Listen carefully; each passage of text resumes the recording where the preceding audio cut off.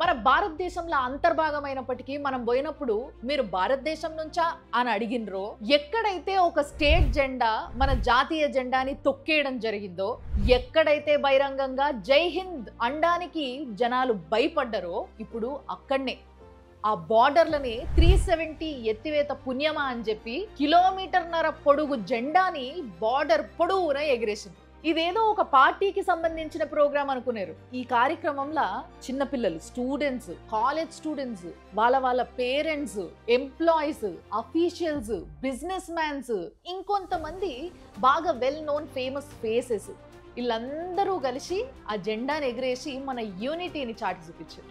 ఏదైనా ఎక్కడైనా పోగొట్టుకున్నప్పుడు అది అక్కడనే దొరికితే ఎంత సంతోషం అవుతుంది. కానీ ఒకప్పుడు నిజంగా మన జెండా ఎగిరేయాలంటేనే వెనక ముందు ఆలోచించిన రోజుల నుంచి ఇప్పుడు అదే స్థానంలో అంత పెద్ద జెండా ఎగిరేస్తున్నారు గర్వంగా అంటే అబ్బా, ఆ కిక్కే వేరబ్బా.